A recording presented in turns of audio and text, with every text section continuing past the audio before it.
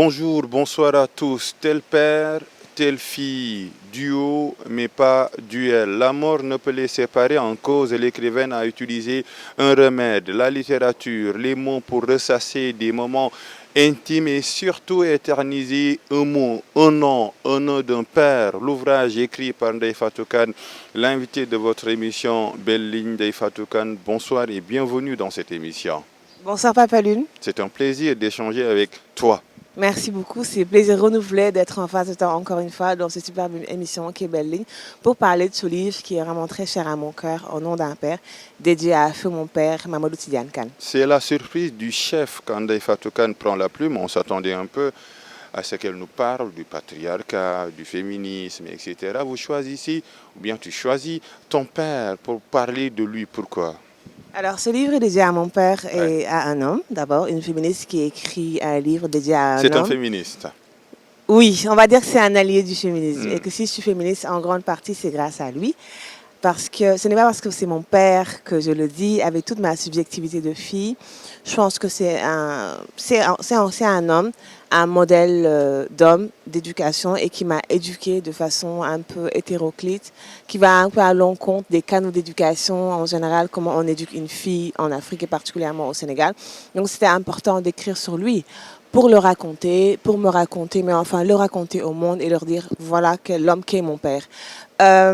Oui, ce livre est un peu un texte qui s'est révélé à moi parce Ouais. que je donne un peu le scoop. J'écrivais sur un autre ouvrage qui paraîtra peut-être dans quelques mois, vers ici la Hmm. fin de l'année. Donc cet ouvrage s'est un peu imposé à moi parce qu'en y réfléchissant, je me disais que ce texte était logé en moi depuis son décès et il attendait juste le bon moment pour sortir. Donc le premier anniversaire de sa mort a été le moment qu'il fallait pour pouvoir écrire ce texte et puis le lui dédier. Et ça se prouve, tu le dis, tu l'as écrit en moins de quoi? Une semaine, 2 semaines, c'est ça? Ouais, je l'ai écrit en 2 semaines. Et je pense que c'est l'un des livres les plus rapides que j'ai eu à écrire de toute ma jeune carrière d'écrivaine. Et forcément dans un contexte très lourd, c'est Oui, pas été dans facile. un contexte, on va dire, post-traumatique, Oui. un contexte dépressif, parce que la santé mentale est un des sujets que j'évoque dans ce livre, et l'un des grands tabous de nos écrits. Ouais. Parce que je pense que les sentiments en général, l'amour, la colère, la tristesse, on les évoque dans nos écrits sénégalais, parce que je suis sénégalaise et que cet ouvrage est dédié à un Sénégalais, mais la santé mentale, la dépression, on va dire que dans cet ouvrage, je me suis mise à nu comme jamais je ne me suis mise à nu Oui. dans un roman, dans un livre. Et donc, c'était important parce que je me dis que si j'écris un livre sur mon père, je ne le ferai pas à moitié. Ce sera tout ou rien. Et je pense que j'ai un peu tout donné, surtout en le racontant. Parce que mon père, de toutes les carrières qu'il a eues, de toutes les vies qu'il a vécues en une seule, je ne cessais de cesse de lui dire qu'il fallait qu'il écrive pour qu'il transmette, que ce soit dans le sport, dans le transport en commun, dans la logistique, toutes ces carrières qu'il a embrassées. Pour moi, il fallait qu'il écrive pour transmettre, mais peut-être que avec le curieux jeu du hasard, c'était à travers moi que j'écrirais sur lui pour pouvoir raconter sa vie. Tu le dis, tu l'as dit tout à l'heure, il y a de l'audace dans l'écriture. Se révéler, se dévoiler, ce n'est pas une sinécure, surtout dans ces moments troubles.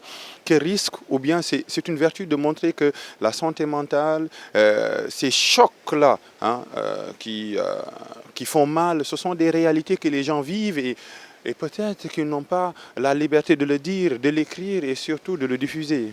Et surtout dans nos contrées africaines, hein, Oui, et particulièrement sénégalaises, se mettre à nu, montrer que l'on souffre. Je oui, crois que c'est un des grands tabous, comme je l'ai dit. Et surtout, il y a un mot que l'on dit souvent pour les Africains qui sont résilients. Qu'ils et elles sont résilients, résilientes. La résilience, c'est montrer que l'on souffre, mais sans pouvoir le montrer de façon éhontée. Et ça, c'est un tabou que je voulais briser, en fait.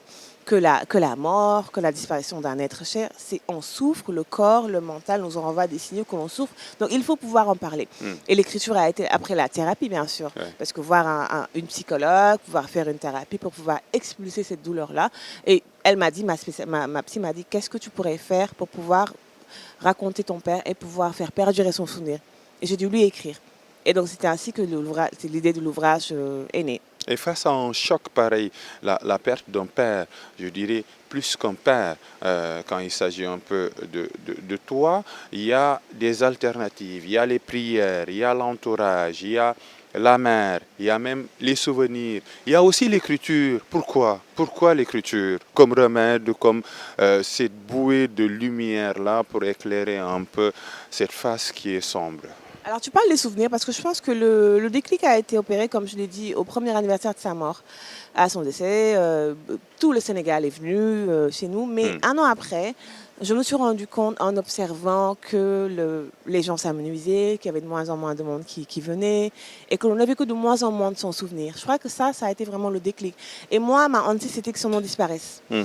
que ce qu'il a fait dans le Sénégal, dans l'Afrique, tout ce qu'il a contribué à faire dans ce pays disparaisse.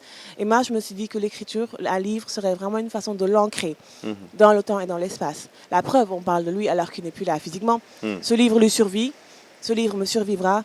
Et suivant les générations et les générations, ce livre contribuera à l'ancrer dans l'histoire avec un grand H. Et c'était vraiment mon souhait, en fait, de fille, de jeunes femmes, de petites filles. Et je crois que ce mix-là, en fait, l'ayant observé, faire tout ce qu'il pouvait pour pouvoir vivre ses passions jusqu'au bout.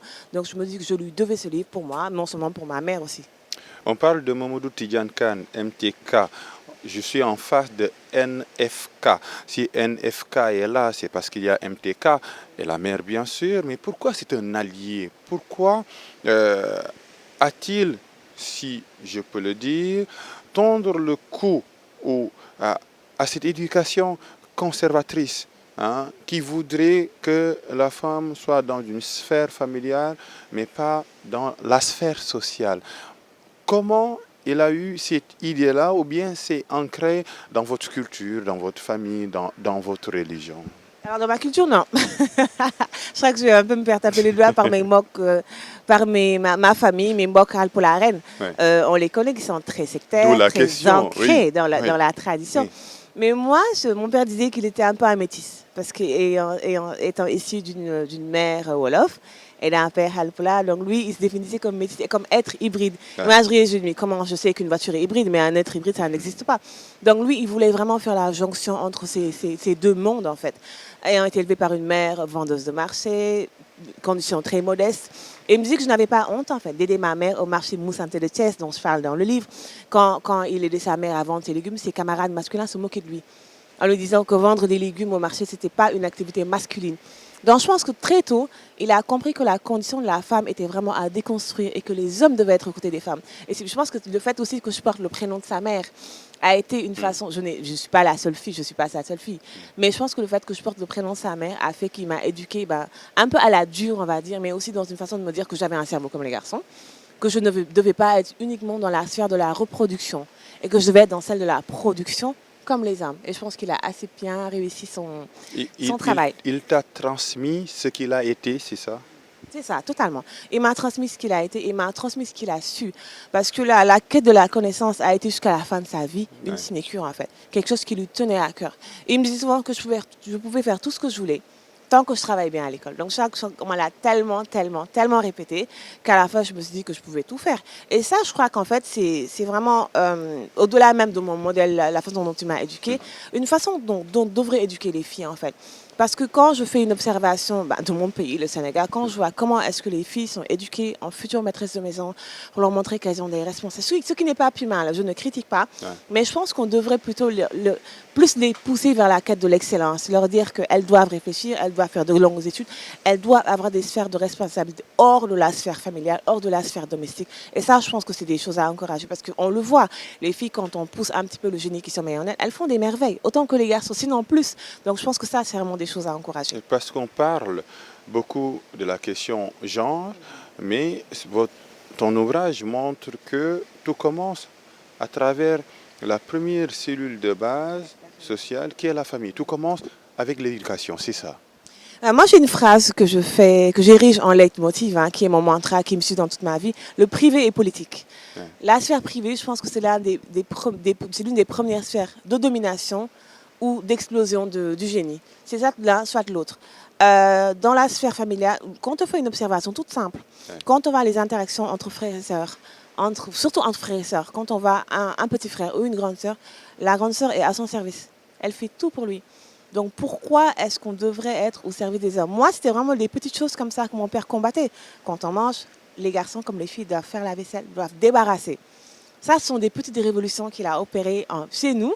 Et je m'appelle mes amies, quand elles venaient chez nous, elles rigolaient, elles me disaient, mais comment est-ce que vous vivez comme ça? Je fais non. C'est comme ça que ça doit être normalement. pourquoi est-ce que les filles doivent être au service des garçons et pourquoi ils ne devraient pas être égaux. Donc je pense que la façon d'éduquer, tout part de là en fait. Quand on éduque les garçons et les filles, peut-être que c'est une utopie, c'est vraiment des très très rare, mais je pense que c'est ça qui devrait être la norme. Et quelle était, Ndeye Fatou Kane, la position de maman dans ce processus d'éducation-là qui est différent, hein, il faut le dire, de celui qui est fait dans des familles ici au Sénégal? Ma mère était au milieu de deux personnes à l'ego surdimensionnées. Une fille qui pensait qu'elle était plus intelligente que tout le monde. Ouais. Et à côté, un père qui pensait que sa fille était plus intelligente que tout le monde. Donc ça, je pense qu'elle était au milieu et elle tempérait. Parce que quand mon père tirait trop sur la corde, me mettait trop la pression, elle tempérait les ardeurs. En fait, elle nous disait que ce n'est qu'une enfant, ce n'est qu'une petite fille, tu en fais un petit peu trop. Mais ça, heureusement d'ailleurs, parce que je pense que si ma mère n'avait pas été au milieu de nous deux, ça aurait donné autre chose, beaucoup plus intense que la personnalité que j'ai en ce moment. Mais surtout quand elle s'est rendue compte, elle me taperait sur les doigts, mais bon, je pense que c'est important de le dire, quand elle s'est rendue compte que c'était mort, qu'elle n'aurait jamais une fille normale, qui maîtriserait les tâches ménagères, elle a un peu lâché l'affaire. Mais bon, je pense qu'elle est un petit peu fière de ce que je suis devenue, de ce que je fais.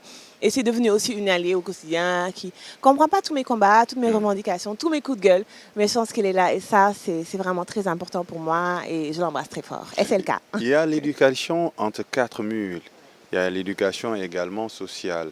Il y a eu des acquis qui ont été tout simplement transmis par ton père, mais il y a la réalité sociale, la réalité scolaire. Comment as-tu fait pour résister face à ces clichés sociaux et même qui traversent les murs de l'école? Autrement dit, tu es une fille, mais reste une fille. Nous sommes des hommes. Non, mais justement ça, parce que moi, quand j'étais chez moi, j'étais dans une bulle, Oui, dans c'est ma ça. petite bulle, dans mon monde. Moi, quand je sortais, quand j'allais à l'école, je me rendais compte que tout ne se passait pas comme à la maison. Oui. Et avec mes maîtresses, mes maîtres d'école, mes profs, c'était le choc en fait. Parce que moi, je voulais toujours tout ce que je voulais, tout ce que je pensais. Quitte à corriger mes profs, leur disaient, mais en fait, je pense que vous avez fait une petite erreur. Je pense que là, il faut revoir ça. Donc ça les choquait. Ouais. Et je me rappelle, mes parents étaient toujours convoqués à l'école parce que je disais toujours trop tout ce que je pensais. Et on fait toute ma scolarité dans une école catholique. Immaculée Conception, donc très rigide, très austère, très cadrée. Donc ça choquait. Et je me rends compte, mais en fait, je me dis, mais moi, je voulais mener la révolution déjà à 10 ans. Et c'était trop, en fait. Même mes camarades, mes profs disaient, mais en fait, on dirait qu'il faut qu'elle dise un truc pour que toute la classe suive. Donc ça, en fait. C'était le choc toujours l'affrontement. Même à l'âge adulte, à l'université, les études supérieures. C'était le choc Il perpétuellement. fallait trouver le bon équilibre Enfin, oui. pour ne pas tomber, Oui, abdiquer. oui, parce que je pense que c'était important de tempérer mes ardeurs un petit peu. Parce que nous ne sommes pas tous égaux, nous n'avons pas tous été éduqués de la même façon, C'est ça, ouais. pas toutes les mêmes façons de penser. Donc en grandissant, je me suis rendu compte qu'en fait, qu'il fallait que je tempère un petit peu. Que je me mette pas au même niveau, sinon ce serait trop prétentieux. Mais d'essayer de comprendre les gens et de dire que nous ne venons pas tous avec les mêmes acquis. Et ça, je pense que ça a été une chose que j'ai appris sur le tard, à la dure, mais que j'ai fini par intégrer. Ce qui est important dans l'ouvrage, c'est qu'on commence à comprendre pourquoi Ndeye Fatou Kane mène tel combat, mène tel combat. Les balbutiements ont commencé dans votre cercle familial. Ensuite, ils ont évolué. Cela veut dire quoi? Et c'est une question, c'est que le féminisme, les questions d'égalité, des droits des femmes, ce n'est pas un combat que tu as décrété, tu l'as sécrété, c'est ça. On va dire que ça remonte très loin à ma famille, parce que si je parle de la Grande Royale, tout le monde sait qui c'est. Donc on est une aïeule, une rebelle, une révolutionnaire qui a mené au pas toute une lignée d'hommes halpulaar avec toutes les pesanteurs que ça la engendre. Donc je pense que cela revient de très loin. Mais pour revenir à mon père et à ma famille, oui, c'est pas un... Moi, je préfère le terme posture, parce que le terme combat est un peu dévoyé, un peu vidé de sa substance politique. Donc je préfère le terme posture. Et Même ça si tu ne ranges pas les crocs. Hein. Oui, une posture, ça veut tout dire. La façon de se vêtir, de se mouvoir, de parler. Donc, je préfère le terme posture. Et oui, ma posture féministe n'est pas tombée tout d'un coup du ciel. C'est pas une chose que j'ai héritée de l'Occident, comme ce que je peux lire et entendre un peu partout, ce qui est un petit peu choquant. Parce qu'on voit que, quand j'entends certains et certaines dire que le féminisme est une idéologie importée, que ça vient de l'Occident, comme si est-ce que les Occidents ouvraient une partie de notre cerveau et nous mettaient des idéologies dans notre tête, comme si les Africains et les Africaines et les Sénégalais n'étaient pas capables de réfléchir par eux-mêmes. Donc ça me choque un peu. Tu n'es pas d'accord avec ça? Pas du tout. Mais je ne m'attarderai pas sur ça. Pourquoi? Donc, pour revenir à ce que je disais... Mais c'est une réalité, Oui, ce sont des clichés à déconstruire, c'est important. Oui, je termine ma phrase. Donc, Ouais. je disais que Le féminisme n'est pas tombé du ciel. Ça a été un truc qu'on m'a inoculé depuis ma putain d'enfance. Donc, en suivant le cours de l'histoire, en suivant le cours de l'histoire sénégalaise, on se rend compte qu'il y a eu des femmes et des hommes qui ont pratiqué le féminisme avant que ce soit une idéologie en isme qui fait peur à tout le monde. Donc, moi, je dis à toutes ces personnes qui nous disent, hein, parce que je vais mettre toutes mes sœurs féministes dedans, que les combats sont perdus d'avance, que vous importez des combats d'ailleurs. Moi, je leur disais, revoyez l'histoire et on en reparlera. Tu entends ces échos-là, ces critiques-là? Oui, je les entends tous les jours. Elles sont occidentales? Oui, que nous sommes tout barbisés, pour parler un peu Elles importent des localement, combats qui ne sont pas... qui viennent d'ailleurs. Ouais. Et moi, je me dis, c'est une insulte en fait pour toutes ces femmes qui se sont battues pour le Sénégal, qui se sont battues, qui ont fait imposer des lois, qui ont fait voter des lois pour que moi je sois ici, pour que mes sœurs, mes consoeurs soient ici. Donc c'est une insulte pour toutes ces femmes-là. Parce que le Sénégal, quand même, si on remonte le cours de l'histoire, durant les années 60, le Sénégal et la Guinée ont été des pays avant-porteurs des luttes, même au-delà même du féminisme, des luttes féminines. Donc je pense que ce serait important de rendre un hommage à toutes ces femmes et de se rendre compte que le transfert générationnel se fait et toutes ces personnes qui critiquent le féminisme. Une idéologie n'est pas figée en fait. Moi je me dis que c'est bien qu'il y ait des critiques pour le féminisme. Ça nous permet d'être droite dans nos escarpements, de continuer la lutte, mais que les hommes aussi comprennent que le féminisme n'est pas seulement une préoccupation féminine. Dans la société, il y a des hommes et des femmes. Donc ce serait important que nous cheminions main dans la main. Si nous ne donnons pas la liberté, on l'arrachera. On est en 2023, nos voix doivent se faire entendre, vaille que vaille, par la force. Donc forcément, je me dis qu'ils comprendront et qu'il faut que le temps passe pour qu'ils comprennent. Ces clichés ont la peau dure socialement. Très dur, hein. Ils très, ont très la peau dure, ces clichés. Quel féminisme, et là on entre un peu dans l'idéologie de Ndeye Fatou Kane, quel féminisme Ndeye Fatou Kane défend-elle? Alors moi maintenant, du haut de mes 36 ans, là je pratique ce que j'appelle, que j'emprunte cette formule à une amie à moi, le féminisme d'économie d'énergie. C'est-à-dire? Alors, j'écris ce que j'écris, je fais ma recherche que je fais, et je me dis, avant peut-être, il y a 10 ans, quand j'ai commencé à militer véritablement, je voulais convaincre tout le monde. Je voulais que tout le monde vienne rejoindre la cause. Mais maintenant, je comprends qu'il y a des réfractaires à la cause. Mais pour qu'une cause, en fait, soit partagée par la majorité des populations, des personnes, il faut que le temps se passe. Donc, je me dis qu'ils finiront tôt ou tard par rejoindre la cause. J'économise mon énergie, parce que je me rends compte quand on parle à des personnes qui sont critiques dès le début, ça me prend de l'énergie pour répondre à toutes ces critiques-là. Moi, je me dis qu'on écrit ce qu'on écrit. Pour s'informer sur le féminisme, pour faire sa pédagogie propre, l'Internet est là. Il y a une multiplicité de ressources. Nous écrivons, nous produisons. Donc, ils aillent lire ce qu'on fait. Donc, moi, j'économise mon énergie. Je fais ce que je fais à mon petit niveau, ma petite révolution, je l'amène. Et il rejoindra la cause tôt ou tard. Vous avez lâché le mot pédagogie. Est-ce que ce n'est pas une question de pédagogie? Vous écrivez, vous produisez des articles, mais on est dans un contexte social où la majorité de la population est analphabète, ne sait pas lire, écrire. Comment faire passer le message au-delà un peu de ces cercles élitistes, hein, ces messages qui doivent dépasser les frontières de la capitale sénégalaise, aller dans le monde rural, parler à ces femmes-là qui forcément pourraient se reconnaître à ces combats-là, parce qu'elles souffrent un peu des misères peut-être qui sont tues à travers le masla qui fait effet. Le masla, je dirais le soutura et le mougne. Oui, tous ces canons qui sont faits pour asservir et briser les femmes. Comment amener ces femmes-là à l'intérieur? Cette réflexion, je l'ai menée à divers niveaux. Parce que je me dis, en fait, ces femmes, quand je prends les deux régions du Sénégal, pour moi, qui sont extraordinaires, quand je vois comment les femmes y vivent, le Sine Saloum et la Casamance, quand on voit comment ces femmes se battent du matin au soir et que ce sont elles qui tiennent les maisons. Moi, je me dis que ces femmes sont féministes à leur façon, sans pour autant qu'elles soient dans l'idéologie, qu'elles soient dans la production. Et moi, je me dis que le féminisme est intersectionnel, en fait. L'intersectionnalité, c'est une théorie héritée des féministes afro-américaines qui disent que les femmes sont à des intersections de plusieurs oppressions. Donc, schématiquement, nous sommes dans un carré. Donc, il y a forcément des carrefours d'oppression partout où l'on se meut. Donc, forcément, ces femmes-là sont féministes à leur façon. Mais moi, cette réflexion, je l'amène à plusieurs niveaux. Je me dis, mais en fait, pourquoi est-ce que nous devons endosser cette responsabilité? Un homme, un intellectuel qui produit, qui écrit, on ne lui poserait jamais la question de savoir pourquoi ses écrits ne sont pas en Wolof, pourquoi est-ce qu'il ne devrait pas tirer ses camarades masculins pour qu'ils rejoignent la cause. Il écrit, il produit. Mais pourquoi nous posons cette question?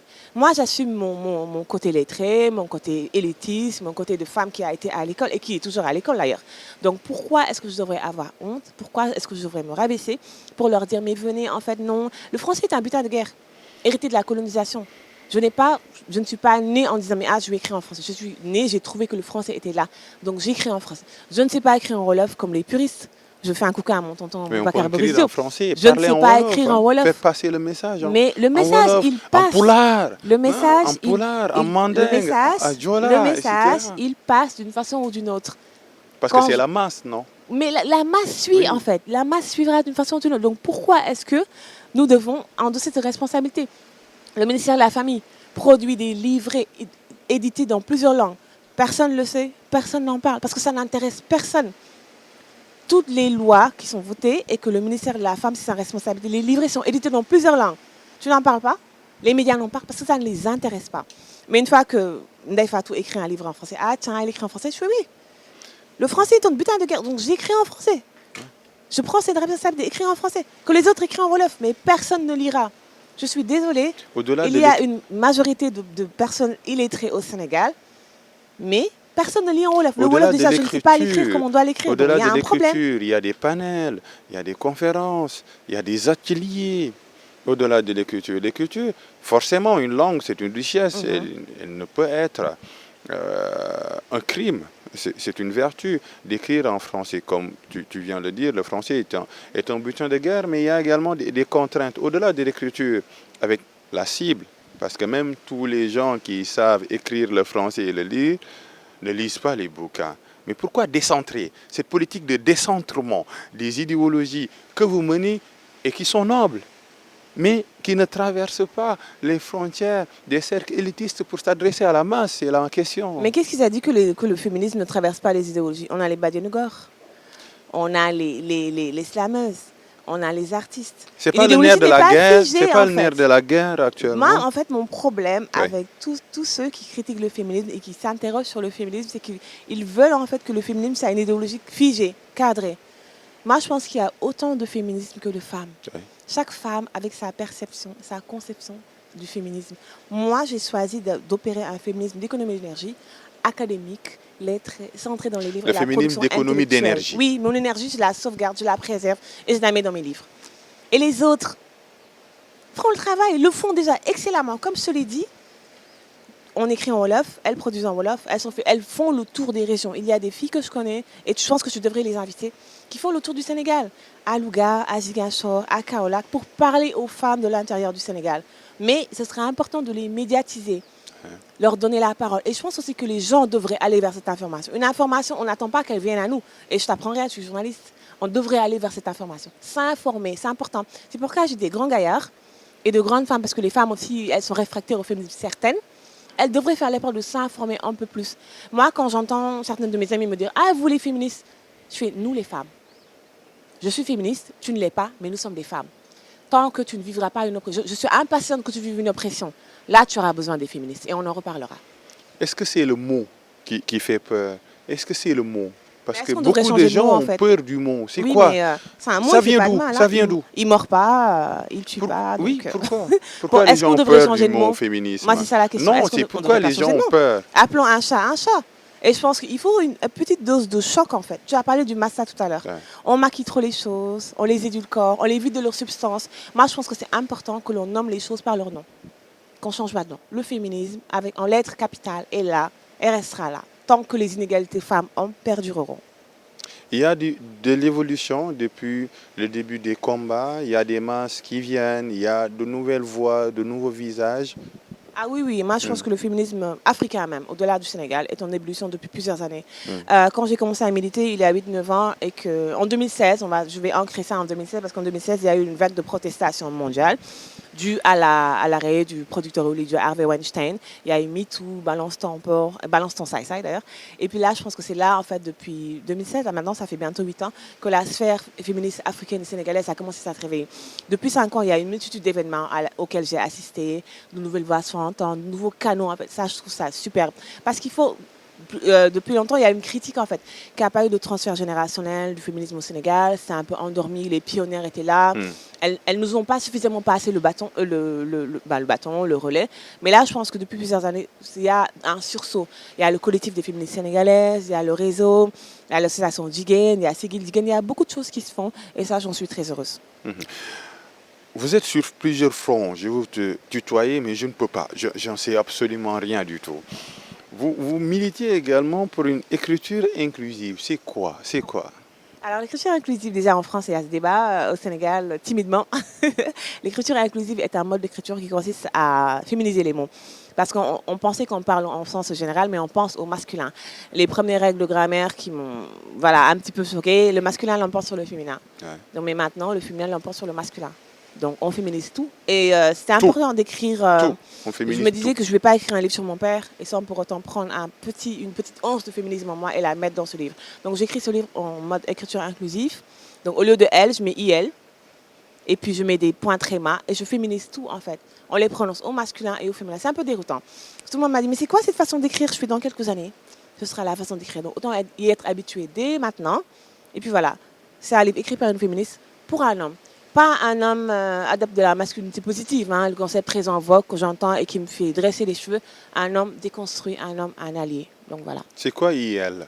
IL, c'est elle et il. IELS. Donc, pour dire Ça il et signifie elle. quoi? Il et elle sont dans cette phrase. Il et elle composent ce monde. Parce que quand je dis Pape Alioune et Ndeye Fatou, il.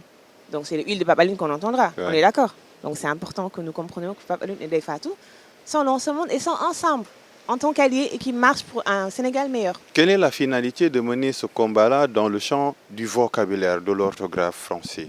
Bah, je pense qu'en fait, le féminisme, comme je l'ai dit, c'est une posture. Ça va de la vêture à la façon de parler, à la façon d'écrire. Donc, c'est un tout, en fait.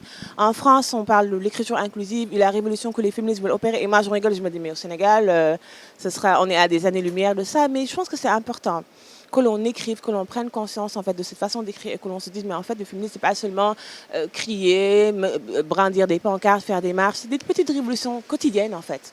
Parce que je pense qu'il y a assez d'abdication de notre part, des femmes. Donc il faut aussi que l'on mène nos révolutions, qu'ils comprennent, qu'elles comprennent que nous sommes là et que nous prenons nos places par force. Je dois dire l'auteur ou l'autrice? L'autrice et L'autrice. l'écrivaine. Et la L'écrivaine. chercheuse. Et la chercheuse, l'écrivaine et la chercheuse et l'invité de votre émission Belle Ligne. Il y a l'écriture inclusive qui est devant 1001 combats. Posture, Posture, qui est d'ailleurs féminin, le mot, et ça va de pair dans votre posture, vous menez plusieurs combats. Dans votre posture, vous menez plusieurs combats. Je pense que ça peut aller de pair. Okay. Maintenant, actuellement, on est en 2023. Il y a des choses qui s'opèrent dans le monde. Il y a des révolutions qui s'opèrent dans le monde, et surtout dans le champ politique. Pas privé. Dans le champ politique, nous allons vers des échéances électorales, présidentielles. Tout le monde sait que qui a le pouvoir dirige. Entre la femme et le pouvoir, c'est une longue quête. À quand le Graal?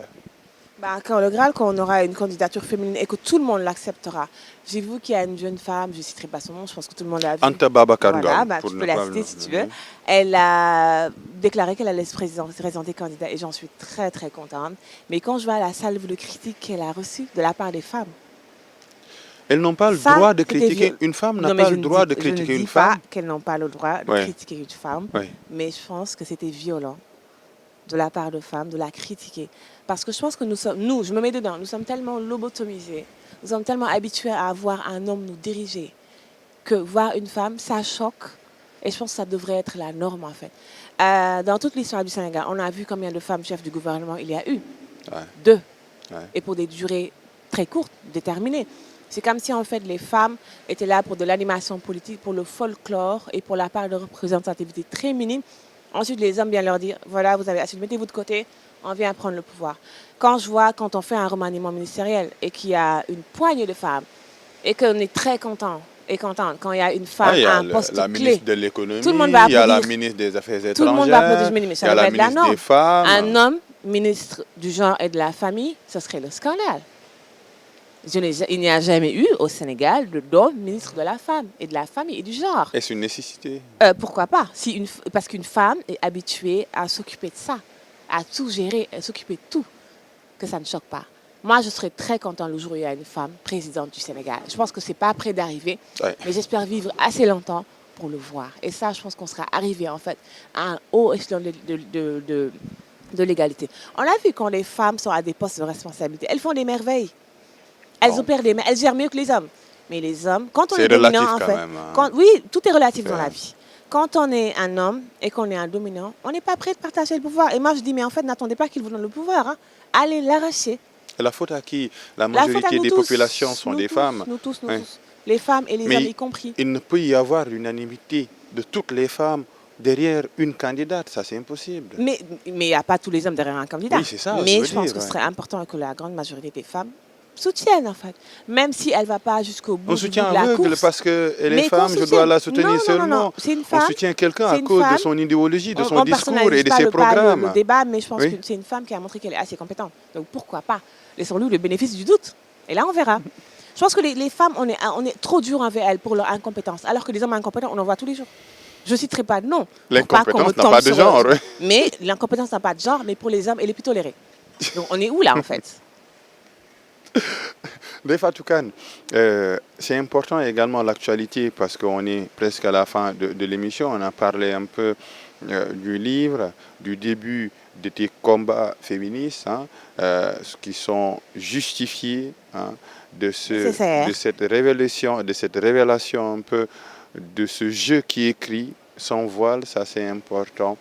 Et maintenant, pour les personnes qui vont lire ce livre, ou qui l'ont déjà lu, que voulez-vous qu'ils retiennent un peu de cet ouvrage? La marque d'un père affectif qui a éduqué une fille pour qu'elle soit dans la sphère sociale et porter des postures? Ou bien la fille qui est un peu aujourd'hui l'idole de son père et qui reprend bien la posture et l'amène à merveille? Les deux. Parce que quand on voit le livre, il est subdivisé en deux parties. Dans la première, je parle de lui, de sa vie, je le raconte, de Thiès à Dakar, en passant par tous les recoins du monde. Dans la deuxième partie, je me raconte. Et ensuite, je termine par nous raconter. Donc, je pense que ce serait ce mix-là que je voudrais que les gens retiennent. Un père qui a éduqué une fille anticonformiste, de façon hors des canaux traditionnels, et une fille aussi qui est anticonformiste, qui a une posture, qui a des revendications, qui veut les faire entendre. Donc ça, je pense que ce serait important. Et depuis que le livre est sorti, tous les commentaires, toutes les remarques que j'ai reçues de personnes et ont perdu leur père, le deuil aussi, hein, parce que je pense que c'est aussi important, qui ont perdu leur père, qui ont perdu quelqu'un qui leur est proche, et qui me disent, mais on dirait que c'est pour moi que tu as écrit ce livre. J'ai cette douleur, cette sourde qui est en moi, mais j'arrivais pas à la faire sortir. Et d'autres de pères qui me disent, mais en fait, c'est vrai que quand tu parles de certaines choses, on dirait que c'est ma fille et moi. Et je dis, ben tiens, on dirait que le livre a servi à quelque chose. Donc toutes ces choses-là, je voudrais qu'on les retienne et que, non, quand je ne serai plus là, qu'on se dise, mais en fait, en 2022, Au nom d'un père est sorti de Mamadou Tidiane Kane, écrit par Ndeye Fatou Kane, et voilà ce qu'on en retient. Oui, un livre, quand il est publié, n'appartient plus à l'autrice, hein. Mais il y a une critique, je te la transmets. On dit Ndeye Fatou Kane milite pour les femmes, mais pourquoi il n'y a pas un paragraphe ou deux pour sa mère ou sa grand-mère? Pourquoi? Alors, ce livre est dédié à mon père, pas à ma mère. Ma mère est une femme très discrète. Elle n'aime pas les spotlights comme ça, son mari et sa fille. Mais oui, mais ce livre est dédié à mon père. Quand j'écrirai un livre sur ma mère, je parlerai d'elle de long en large. Mais oui, c'est vrai que tout le monde m'a fait la remarque. Ma mère est là. Ouais. Elle est en bonne santé. Elle vit sa petite vie loin des projecteurs, loin de la lumière, en toute discrétion. Donc, mais c'était important de replacer mon père dans le contexte de ma vie et qu'on ait un dialogue post-mortem, qu'on parle tous les deux. Donc, ouais, c'était important. Et que je puisse m'alléger un peu de ce fardeau qui est le deuil et la souffrance. Mais oui, j'écris un livre sur ma mère, et sur ma grand-mère, pourquoi pas. Mais j'ai parlé de ma grand-mère. J'ai évoqué ma grand-mère pour dire d'où vient mon prénom et quelle est la relation que mon père et elle avaient. Mais je suis convaincue que autant le père fait la fille, autant la mère fait le garçon. Entre un père et une fille, c'est vraiment un lien ténu qui traverse, que la mort même ne peut pas arrêter. Après l'ouvrage Au nom d'un père, on s'attend à quoi? Surprise. En fait, moi, dans tout mon travail d'écriture, dans ma jeune carrière d'écrivaine, je n'aime pas être mise dans des carcans. Je n'aime pas être mise être enfermée dans des canaux. Parce que quand le livre est sorti, tiens, je ne m'attendais pas à ce que tu écrives sur ce sujet. Je suis est-ce que vous devriez vous attendre à ce que j'écrive sur tel et tel sujet? Je suis quand même maîtresse de ce que j'écris. Bien que vous êtes maître de vos critiques, mais laissez-moi avoir la liberté d'écrire sur tout ce que je veux. Donc, surprise, on verra. En tout cas, merci beaucoup pour ces échanges. Merci. Au nom d'un père, hein, disponible dans l'édition L'Harmattan, ouvrage écrit par Ndeye Fatou Kane. Elle se dévoile également les moments intimes pensés avec son père, Mamadou Tidiane Kane, que nous saluons peut-être. Il est là, il nous a écoutés, nos prières également pour lui, pour sa mère qui est là toujours disponible pour Ndeye Fatou Kane. Merci également à la noblesse anodine. Elle se nomme Serigne Saliou Dème, Augustin Mandan, mais également Laye Diouf pour le montage. C'était Belle Ligne sur ITV. Continuez de suivre les programmes dans la chaîne leader.